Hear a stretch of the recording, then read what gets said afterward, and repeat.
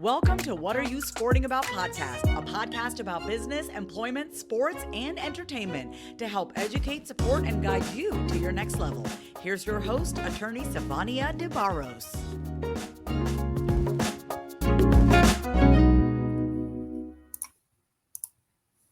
Hello, everybody. I am Sivonnia DeBarros, protector of athletes and also the owner of the S.L. DeBarros Law Firm, where we represent athletes, business owners, and high-achieving employees. Today, I am so excited because I have the Director of Athletics with me today, Diane McCullum, and she is going to share some amazing things about her journey, some things that can also help you as an athlete and beyond. So let me just tell you a little bit about who we got in the building today, y'all. I'm super, super excited. So Dionne is a fourth-year director of athletics at Delta College. She currently holds the role of Region, I don't even know all these Roman numerals, XII. What's 12. that? Tell us what that is. It's Region 12. There you go. Mhm. Division III softball chair, NCAA women's basketball chair. She's also the NCAA women's soccer assistant chair and the assistant director of men's sports, which is huge. Prior to arriving at Delta, Dionne served as the assistant athletic director for the District of Columbia Public Schools in Washington, D.C. for 5 years. And previous to that, she served as a women's basketball coach. Now, here's something that was interesting it was interesting for me. She also served as an athletic injury and prevention course adjunct professor at Elizabeth City State University and served as the strength and conditioning coach at Academy of Oak Park in Oak Park, Michigan.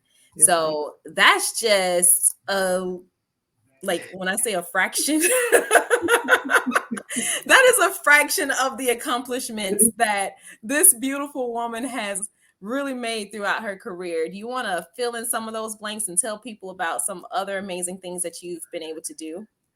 I mean, outside of that, I'm just human, I was able to coach college basketball for 12 years at different levels from junior college up into Division II. A lot of time at HBCUs. I'm an HBCU product from Kentucky State University, as well as a JUCO product from Wayne County Community College in Detroit, Michigan. So I am married. I have 3 beautiful children that keep me extremely busy on top of my student athletes. I'm a member of Delta Sigma Theta Sorority Incorporated. So I try to be human as well as wear these multiple hats, but I'm just somebody who loves what she does and is happy to be able to have the opportunity to do it. Yeah, and I can tell that you do too, because I've been following you for a while now. I want to say at least about 2 years on LinkedIn, and just seeing all the beautiful things that you're engaged in and how other people also respond to you is telltale about your characters. So I really appreciate that. I appreciate you sharing all of those journeys. So a lead into that a little bit is, for my first question, is what are you sporting about? You've done so many things. So what is the one thing that really keeps you moving forward, especially in the sports industry, in the college space, and at a level where some people just totally forget about athletes? What gets you sporting at the end of the day? Ultimately, it's just the impact. I love what I do, and I was not the most talented athlete. I just worked really, really hard. My brother was the natural born athlete, and I wanted to do everything my brother did. So I just worked hard to kind of be in his shadow. And then at one point, I became the spotlight person for, in our family as far as sports. But I've had some difficult coaches, throughout my life in high school and college. And a lot of it started where I said I wasn't going to be that coach. I wasn't going to be that administrator. I'm going to take the time to know everyone and make sure they're learning from this experience, because athletics is a tool. It's you fall in love with the basketball, and then that basketball can take you so many places, but not everyone has that athlete's best interest at heart. And that's what keeps me going. I want to have your best interest at heart, no matter what, whether you play basketball, you play soccer, you play baseball, no matter if you're white, black, or Asian. I want to be an impact on someone's life. So maybe one day one athlete will say, she changed my life. Maybe someone will call me mentor one day. I don't know. It's just, you don't do it for the accolades. You do it because you care. And I Correct. love this. I love it, so that's why I sit here, and that's what I'm sporting about, is changing lives through athletics. I love that. That is amazing. That is amazing. I like how you said sports is a tool. Mm-hmm. It's not who you are, right? Sports is something that you do. Mm-hmm. Being an athlete is a form of how you identify yourself, but it's not your identity. It's not who you are at your core. So you've been in this industry for a long time now, Mm-hmm. and you've rolled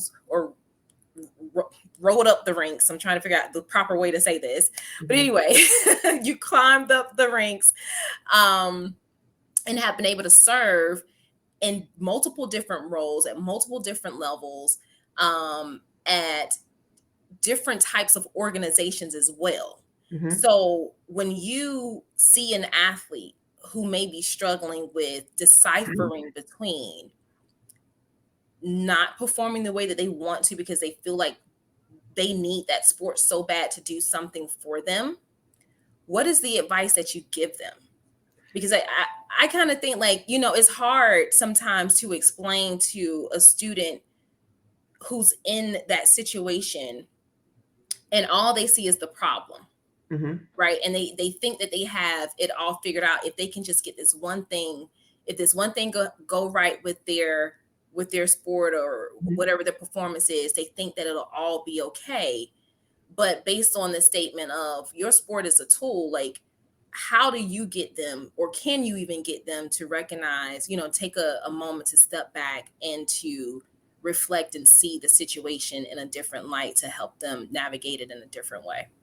I actually had this talk about 2 hours ago with one of my athletes who is Wow. struggling, and tears and all, and you go from being like this star athlete, you're getting offers, you're not the star, but you're successful. You have great stats.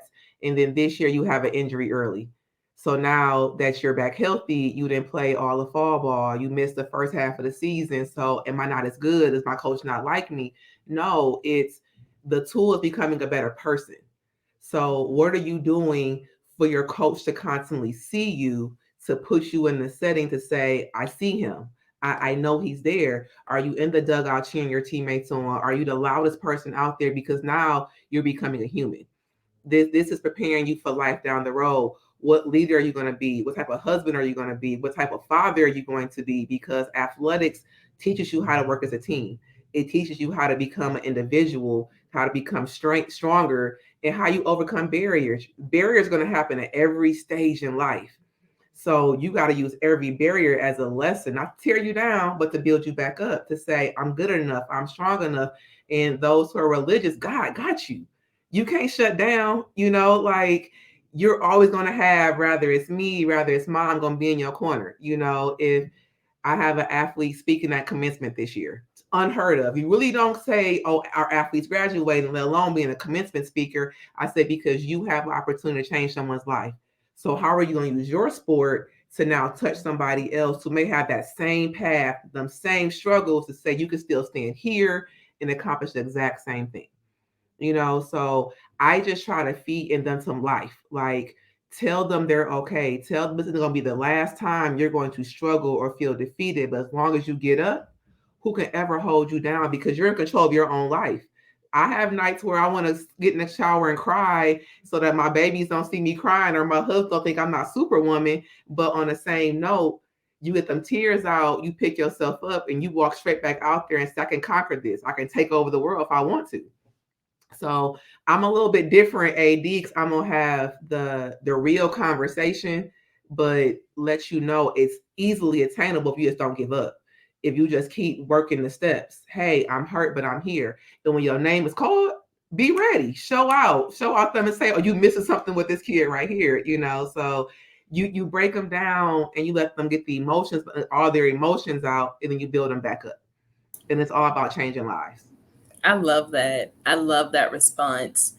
Some things that I thought were so detrimental when I was younger, when I reflect back on it, today, like in the present sense, and I'm like, wow, I was really stressed over that. Mm-hmm. Hindsight really is 2020 because you're able to see all the things that you are worrying about really has no significance in today Mm-hmm. or for whatever it is that you said that you wanted to do, but Mm-hmm. be thankful that you are in that space right now where you are. And I love how you explained, even in that uncomfortable space of not being able to play as an athlete, how do you show up in, even in that moment? Are you the sourpuss on the team? Yep. Right? Because guess what? There are opportunities there too when you can't play. If you can't play, guess what? You can help lead the team. You can help see if the coach wants, needs somebody to call the plays or Yep. whatever it may be. And you have no idea what that could lead to. You Mm-hmm. might end up, I don't know, you could possibly be a professional coach, Mm-hmm. just to throw it out there. You just absolutely never know how some things are set up for your good, but in the moment it hurts so bad that you Right. don't necessarily see that this could be setting me up for the rest of my life. Right. Yeah. Agreed. Mm-hmm. Yep. So there's a study that shows college students are struggling more with the lack of resilience, and I think there's a huge issue around COVID-19. Yes. That separation of students and them being in an environment where you're normally with your peers, and especially as an athlete, you're always around your team, right? There's people always with you 100% of the time. So how do you think either you or your organization or athletes themselves can implement different tools inside of their individual lives so that they can learn to build or find the resilience that is deep on the inside of them that they may not think that they have? Because resilience is something that we all have. We have it somewhere. Some of us just have to work a little harder to cultivate it. Kind of like when you were saying, Right. I wasn't the most talented athlete, neither was I, but I worked my butt off. Right. Some people can't do that. Some people can't just meet a situation where it is and say, okay, I know I don't really have this in the bag, but I'm still going to try my best. Other people kind of struggle with that. So what are some things that you think athletes could look forward to or utilize to help them pull out their resilient strength? I think a lot of it is who's in your corner. Like I look at different populations from, are we minority, inner city, single parent home? Are we entitled, spoiled, things of that nature. There's just so many different backgrounds, and mentorship is huge. But I think we get mentorship confused. You think you got to go out and find somebody in your career or a coach, when really my mentor is my grandparents. Like, they are the foundation to our family. They are the ones you saw show discipline, but fight, and what they've overcome from being from the South and moving to Ohio, then moving to Michigan. Like, that was where I saw my strength and my struggle, because ultimately I respected them so much. I wanted to always make them proud. I wanted my mother and my father proud. I wanted, when I started my career and I was an athlete, I had 5 older brothers. So at that point, I had 16 nieces and nephews. And I realized that every school or project on who you look up to started becoming about me, because I was the one in college. I was the one that got to have their name in papers, So ultimately, it's all about who you surround yourself with. We all don't have family that can say that's my support system, but it may be your teammates, it may be your coach, it may be a professor at the school, it may be your high school AD, your athletic trainer. We did a women's and sports day where I invited a lawyer who's an NBA agent and WNBA agent, and while she said I may not have clients, I'm able to help them with their contracts and tell them about the financial part. And I'm just looking at, I've known her my whole life and didn't know she had that much knowledge. And she's been in my corner. My godmother's her aunt, but never knew. So you never know who's surrounding you. And you got to have that support system of people who just believe in you, but they're going to feed life into you. and that's what helps build resilience. So when you fall and you think you can't get back up, there's that hand. Or it's a phrase they may have gave you, she'll never forget. It's not always going to be a physical person. It's something you got to build in yourself, but it's through experience. It's not going to happen overnight. I'm not going to wake up like, oh, this is hard, but now I'm straight. No, it's something you got to build. And it's just the understanding of knowing the steps to get there. One big thing now is therapy. I started going to see a therapist during COVID and having a COVID baby and postpartum. It's like, whoa. I told my therapist, my very first appointment, I almost didn't show up. What can you help me with? You don't know me. But now I look forward to our conversation. So it's all about having that support system in the most unlikely places you never thought you would end up in, but here you are. And now it's helping you. It's not your childhood friends. I could leave this podcast today and call you tomorrow, and then we talk every day after this because something in this podcast fed into me that's going to help me become a better person.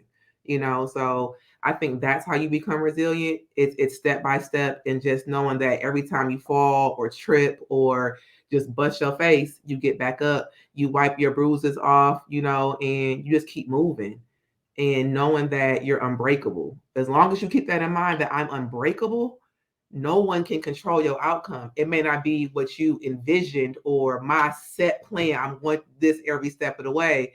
You got to detour off. And I said detours aren't bad. So that's what I think. I love that. Oh my gosh. So there's a lot in there. So we're going to try to break that all down for a moment.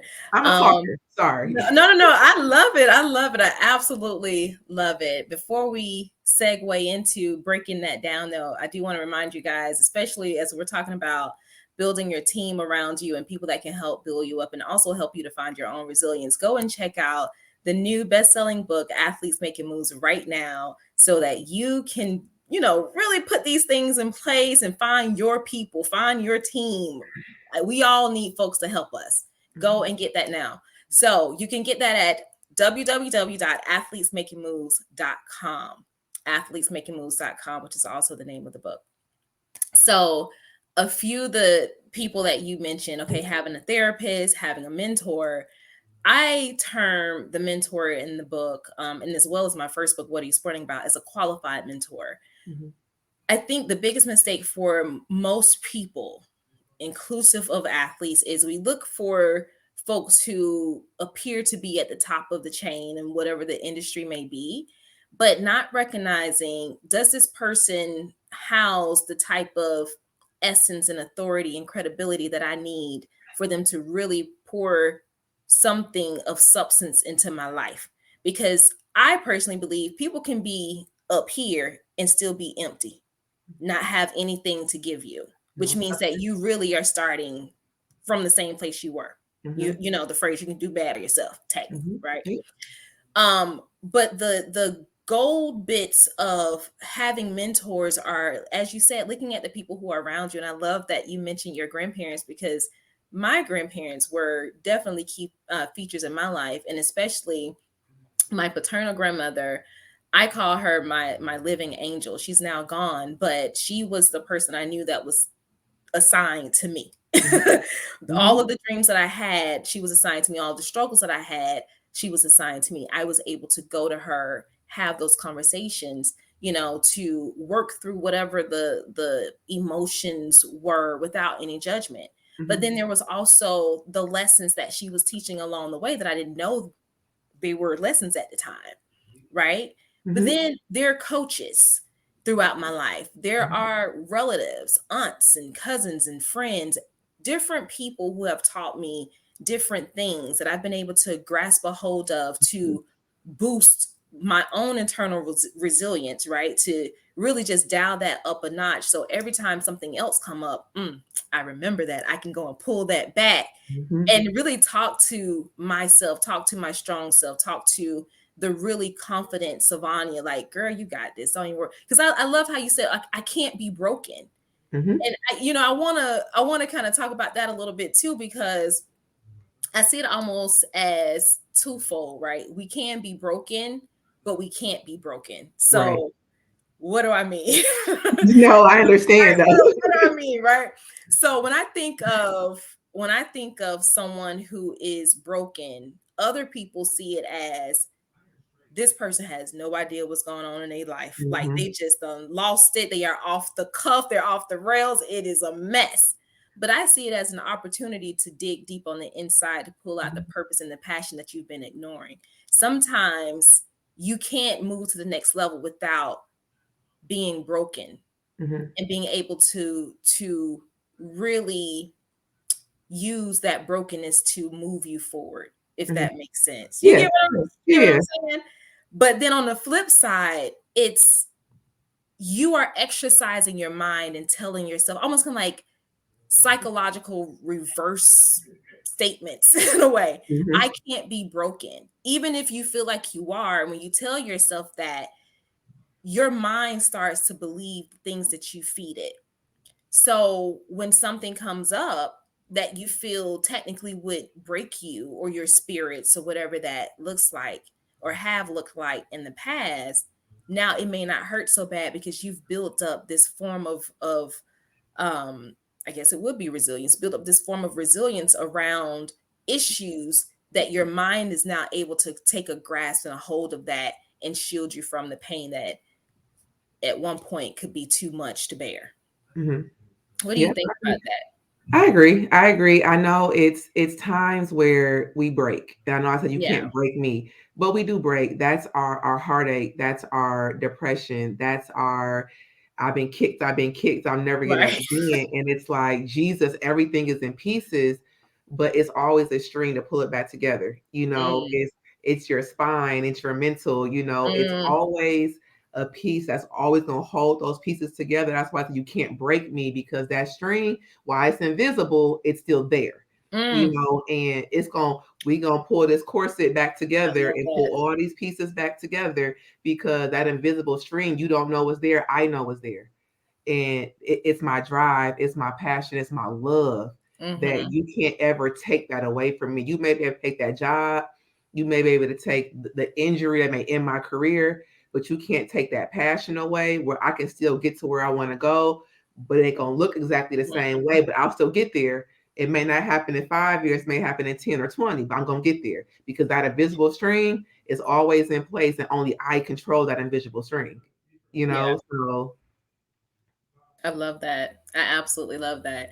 So I want to shift gears just a little bit, because you've accomplished so many things, as we've said before. So I want to know, what would you consider to be your 4 downs to success? So the way I came up with this is like a football analogy. And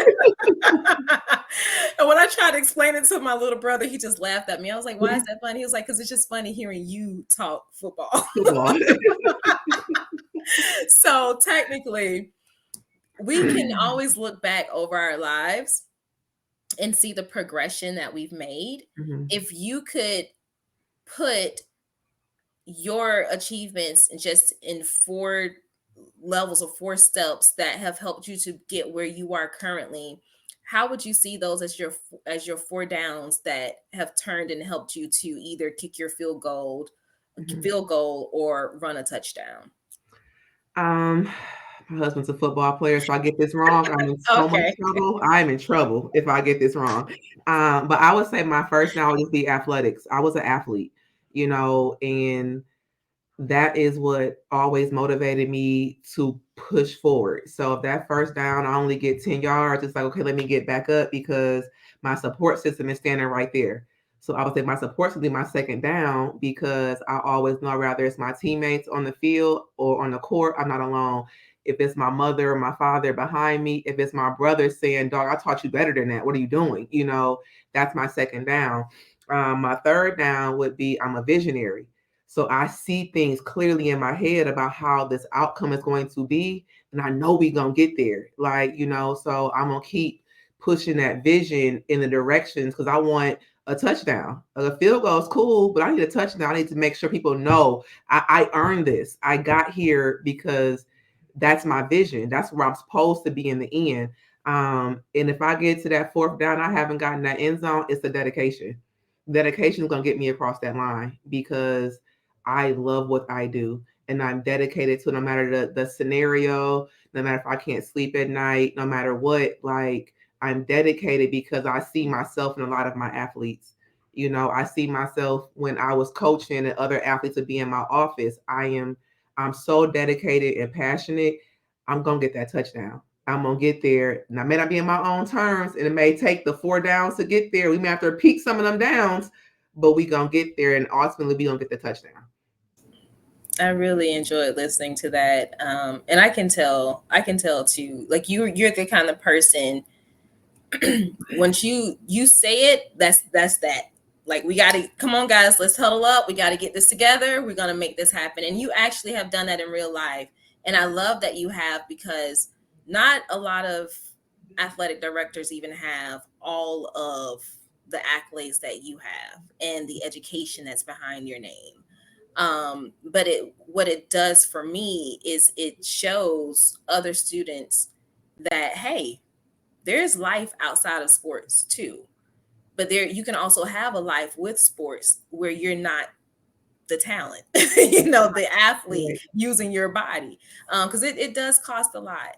So thank you for sharing that. I want to ask you about female athletes and how you've been able to help make an impact for them, or at least reshape their idea of them making impacts for themselves. So let me preface that a little bit so you understand kind of where I'm going. As you know, we're in this whole NIL era, and female athletes are, I would say, are having a good run with being seen and being heard, whereas in the past they have not been getting really any attention. So now it's kind of like it's starting to level out the playing field, where female athletes can also get brand deals that would be commensurate with their male counterparts. How can these female athletes start to think about the impact that they want to leave in this world, and how are you helping them, or how are you impacting them so that they understand that they do have something that is worth leaving, in their communities? Okay. Does that make sense? It's a lot. It does. I think it's a lot that we can do. I think for me, it's just making them knowledgeable. It's one thing to hear me talk and tell you you can do it. And as an athlete, I remember like, oh, here we go, the speech, stuff like that. But when I was in DC, we started our own program for National Women's in Sports Day. And I don't think that's big as it should be right now. I know our women athletes are also overlooked so often. It's more so you have to see her to be her, and we need more women in these roles. But then we also need women in these roles to reach back and pull that next woman up. It can't be, I've now accomplished this and I got to be the only one here because now I'm going to get more podcasts. I'm going to get more interviews or more. I have arrived.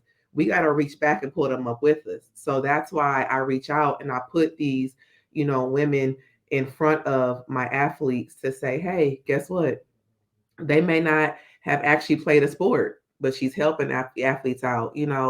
I hate it's political, to move on, and athletics is all politics, and I ain't signed up for politics at all. I didn't want to go that route, but I put on these events, I put them in front of their face, I let them introduce people, and I try to bring people that don't mind connecting after the fact as well. You may have more questions. You may say, dang, she from Flint, Michigan. She from Detroit, Michigan. Like, how'd y'all do this? But it's just saying accountability partners also. You have people come into your life for a reason, rather it's for a moment, it's for a lifetime, And when I first got to DC, I met a young lady named Shanti Bryant, and we did not have it all together. We both were these two women in this office. She didn't know if she wanted to stay or go, but we talk every day to this day because we both have that same mindset. And we bounce off ideas off each other. And as women come up behind us and say, hey, guess what? Me and her still got this. And you want to be a part of this. You want to enter these conversations. It's giving people a seat at the table. And we don't do that enough for ourselves. So if I can say, I know this person will put you in front of her because she can help you, I'm going to do that. I'm going to bring in women from your same background, your same neighborhood to say, you can do this. And y'all may become lifelong friends, but also knowing that women are always going to put their hand out to help pull you up. So I want to be that woman to put that hand out and reach back and help pull you up. That's who my mother was, who my aunts are. So I want to do that. There were educators, so they use the education system to do it, and I'm just doing it through athletics because we're a large population of women that can be so successful. And if they give us a shot, we may take over. So, but you just got to reach your hand back and say, I'm okay. And I'm not too insecure in myself and my role. If you surpass me, I want you to. I want to get to where I go, that's my plateau, but I want you to go way further. It's not a competition. But I think we look at it too much. We're competing against one another because we're African-American women in this role. There's only so many of us allowed. No, we got to keep that door open and let more of us in, So I think that's what I'm trying to do is just reach back and help that next generation take over where we leave off when our time is up. I ain't even got nothing else to say because it's the truth, and I'm gonna tell you, like, every time I literally made a post today about this young high school student that's interested in NIL. She found my information, shot me a message, and she's not the first student who's reached out to me. I've had a student from Pakistan trying to compare the law between here and their country and reached out to me. I don't know how these people are finding my information, but they finding it. That's a good thing, though. It's a good thing, and I love it because first off, the fact that you've put me in your mind in this position or this role that I can help you to learn something. Mm-hmm. I take that to be the utmost honor. Mm-hmm. Because when someone is pouring into you, for me, you said, like, you have to pour life. You want to pour life into other people. Mm-hmm. For me, that's a spiritual thing. Mm-hmm. So if you're reaching out to me and you think that I can help you to do that, I don't have any gripes about it. Mm-hmm. And I honor it. I want to do it. And it really just warms my heart, especially when they are college students or high school students, because they're really trying to figure something out, right? You cut through all the noise and people, mm-hmm. the whole competition thing where I'm just trying to get something out of this person. But you're right. We have to be in a position where we're comfortable and set with who we are, mm-hmm. and what we're doing, and not worrying about whether our position is going to be taken or relationships mm-hmm. are going to be taken. Can't nobody take something that's meant for you. That's how mm-hmm. I feel about it for me. Mm-hmm. I got me. Mm-hmm. And if you even want to try to take something away from me, that's not going to work because it's coming from a bad place. Yeah. So I operate knowing that when I'm giving you anything, whether it's in a physical form or it's just a part of me and my words, whatever wisdom I have to pour into you, it's coming with love. Right. And you just can't steal anything from somebody who is, really operating from a place of credibility and honor. So folks you gotta stop worrying about that, because our next generation do need women, especially our girls, need mm-hmm. other women who look like them, who have attained some form of success in their lives. Because there are a lot of kids still to this day who are coming from areas where they've never seen their parents graduate high school, college, mm-hmm. let alone even play ball, in college. So it's up to us for them to find, come and find us, but we should be willing and able to really help them and give them the education that they need to move forward in their lives. So thank you for bringing that up, because that's real. That is absolutely real. I want to pivot just a little bit because as an attorney, one of my things is I hate hearing people say, well, I don't need an attorney yet. But I know that the law is something that's really beautiful. It's something that can help other people to really live their best lives, putting certain protections around. So I have a set of questions I'm going to ask you. Okay. not legal in nature, but it's just something I want you to kind of get, your brain moving about. And this segment is brought to you guys by the S.L. DeBarros Law Firm. So you've already heard about that in my intro. So here we are. I want you to tell me one thing just off the top of your head that you love about the law. It provides structure. Love it. Okay. What are 3 things you wish you'd known about the law? I think a lot, it's the basics, like just having a basic understanding of things. I would think financially, how things could work legally, protecting yourself. Like what are your rights when you want to grow in this field or branch out to do something like personal, start your own business or whatever. The legal aspects behind that. And one thing recently is just like trademarking and LLCs. Like I don't know the laws behind that, but it can do so much for you in life as you grow and try to find a new path, So I would think those are the main 3 things that I have no understanding on, but would love to know more about, Oh, I got you on that. Now, what scares you the most about the law? Everything. I think it's more so because, again, that's not my field. So I don't know loopholes, intricacies, what the bold things you see on the news or what you hear people talking about, but all that's not real facts. One of my former men's basketball coach is Carlos McMath, and he's studying for the bar right now. And he's my accountability partner, my PhD. When I finish, you may be sitting for that bar exam, but listen to him talk and how he gets lost in it and the love behind it, it's like, it's amazing. I'm like, man, like it means so much. And again, for him, it's about changing lives through that avenue. You love sports. You may end up a sports attorney, who knows, but it's just the love and how you can combine those loves of law with something else. I think that's what makes law special. Because again, like I said, I had the woman I grew up with, who's my godmother's aunt. Niece, is a lawyer who now sat for her to be agents, but it's not to represent someone as a sports agent, but to help on a financial side on the back end. I think that's so cool because the narrative of what a sports agent is, who knew it was a broader aspect to it. So it's like you were able to combine your love for sports, never being an athlete, to now to be an agent. You're an agent you're a Black woman as a WNBA and an NBA agent, all because you were a lawyer as your foundation. So I think that's just special in itself, and you can just take so many avenues with it. I find that really cool.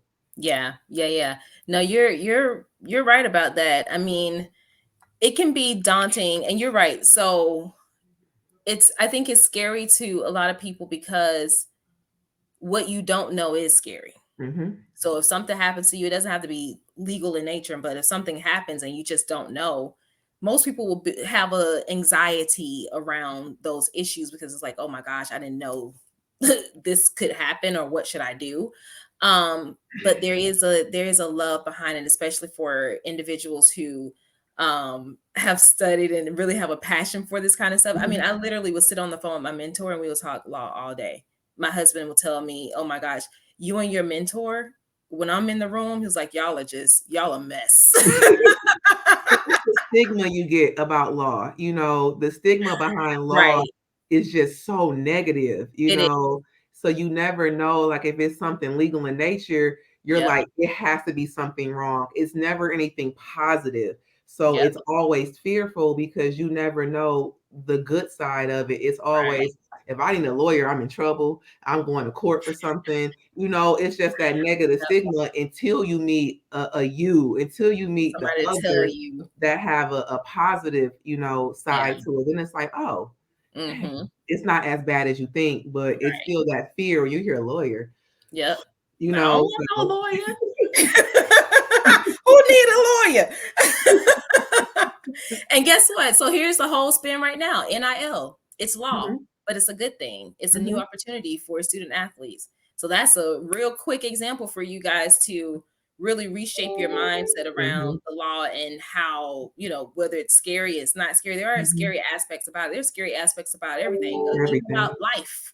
You can leave out of your garage today and get in an accident, but you still drive. Every You day, know? every day. Yes, every day. So I don't want to be disrespectful of your time. Oh, no. So I want to wrap up. And my last question for you, for our athletes and the opportunities that are available for them now, what is some advice that you can give them about legacy, them building their own legacy? Whether they decide to take advantage of NIL while they're in college or not, if they're just waiting until after they graduate to do something else, what would you tell them as it relates to legacy building? Get help. You can't do it by yourself. You have to find someone who is qualified in that area, but you have to find the right person that truly gives you their authentic self. Not just Mhm. somebody with a title that I can help you with NLIs. I got you. Like, no, do your research. Yeah. Find somebody who has been successful in this, who has a true understanding, and then have a conversation. Don't hire the first person you meet. Have a conversation, get to know somebody, make sure they have your best interest at heart, because this is not something that you can do on your own. And if it's done the wrong way, it can really hurt you in the long run. If we don't teach financial literacy, it can help hurt you in the long run. You take these inner city kids and throw thousands or millions of dollars at them, and they never come from $20, we eating ramen noodles every day. It's overwhelming, and it can be bad decisions. So I will absolutely say get with somebody who understands, that is authentic, and can help you through that process. Don't rush into something. Like, have somebody who knows, lawyers who understand the fine print, who understand wording, because you're gonna have them big words that I don't understand. So that understands, that can really guide you through this process so you have the best outcome in the end. Don't invest in everybody. Don't go take care of the whole hood. Like, you got to be able to understand, like, what your future entails and who can help you get there authentically, and so that you have the best outcome. Yeah, that is so true. That's right, y'all. Mhm. Don't try to take care of the whole neighborhood. Okay. Let me No. take my glasses off so you can see what I'm saying. Don't try to take care of the whole neighborhood. That is Mhm. the quickest way for you to start way below or finish way below from where you started. Mhm. So to piggyback off of that, y'all, I'm launching a new course March 21st.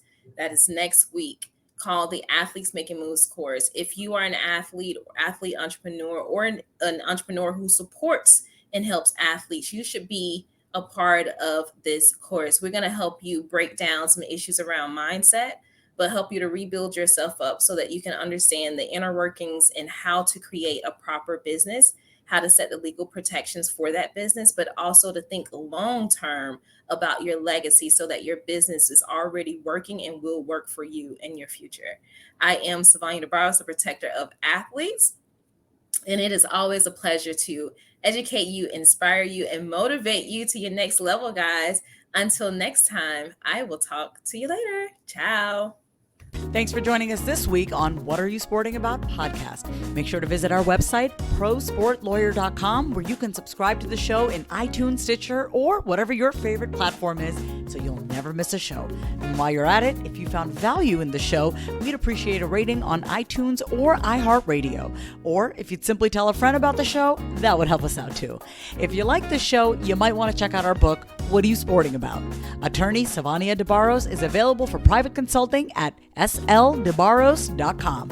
And remember, we're here to educate, support, and guide you in your journey to success, because we're all sporting about something.